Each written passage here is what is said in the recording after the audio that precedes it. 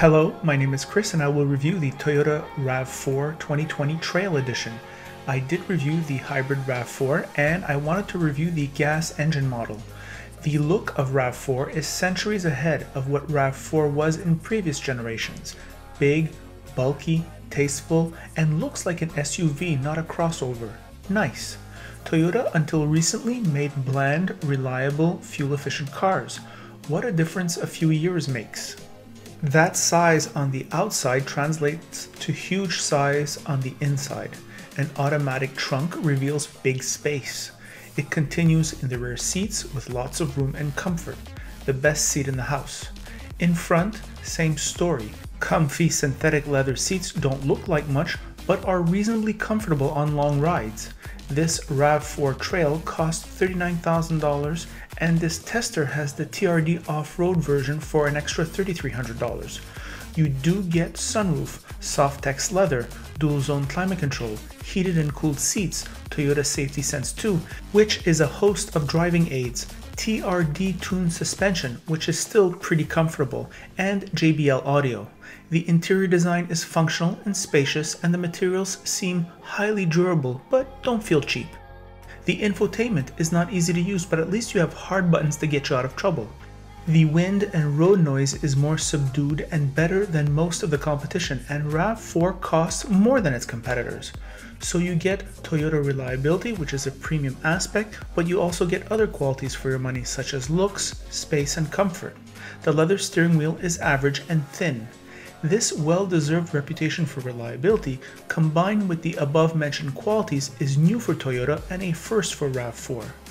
Prices for gas-powered RAV4s range from $28,500 for the base model to the RAV4 Limited at $41,500, plus destination, plus taxes.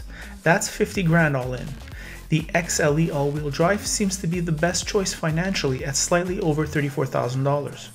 This engine is a 2.5-liter four-cylinder that makes 203 horsepower and 184 pounds of torque with an 8-speed automatic transmission.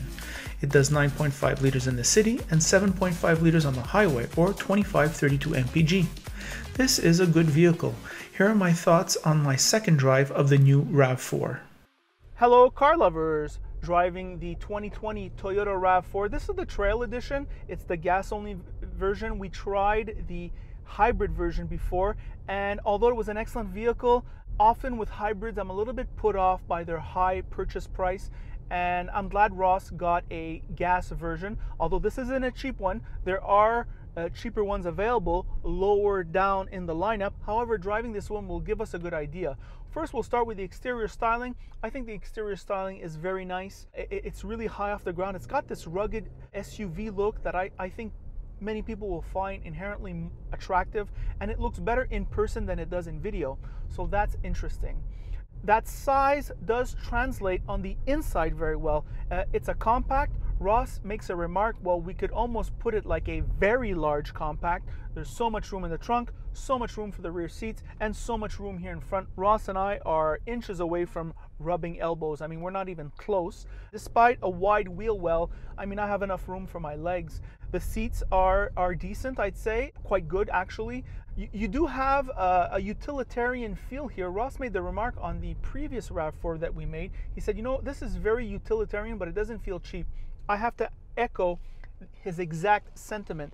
It looks average, I'd say. It feels good, and I get the impression I could come here with a bucket of dirt and mud and just dump it on the interior and it would clean away so easily. It looks that rugged, if you want, and durable. Other things about this interior? Well, this screen here, this infotainment, is average, I'd say. Thankfully, there are hard buttons to bring you out of the complicated menus. As far as I'm concerned, I've been saying this for years now, you cannot make these infotainment screens simple enough. I just find there's just sometimes just too much functionality, and it really becomes like a security risk at one point or another. But this is not just for Toyota, it's for the other manufacturers as well. Other things about this vehicle, well, the general quality of the suspension. As I was coming out of my house with this truck, on Montreal's horrible roads in front of my house, they're terrible. And Ross was making the remark to me, he goes, look Chris, look how comfortable it is. And I have to say, you could feel the suspension working, but inside the cabin, it was a relatively isolated experience, and that's what I think a lot of people want from these vehicles. It might explain why they're selling so many RAV4s. Interesting to note, my rear end and my lower back are nice and cooled right now. There's wireless charging. There's the full safety suite of driving aids.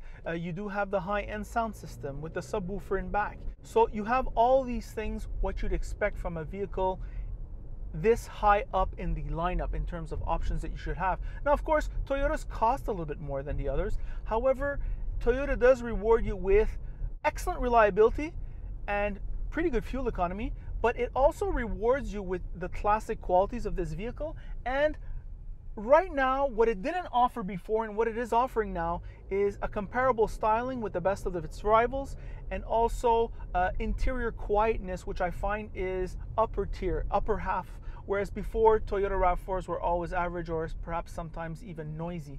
Just as a note of interest, Ross, 5 years ago, he told me that small crossovers and small SUVs would rule the world, and his prediction has been right. Incidentally, he loves this category of vehicles, and he would rate this Toyota RAV4 as the #1 pick in the category, which says a lot. Number one, he likes the category. Number two, he is a car reviewer and he has been for well over a decade. So that says a lot. I think it's a top 3, and I have never put RAV4 in the top 3 of the category. I always thought that they were basic transportation with very high reliability and fuel economy, and now they're offering quite a bit, I think. And you cannot discount that reliability, because I think reliability is premium in a sense. It is a premium quality. And those are my thoughts on the very good Toyota RAV4 2020 Trail version. By the way, if you like this video, like it. If you don't like it, don't like it. And if you really like it, well, you should subscribe. And that is it.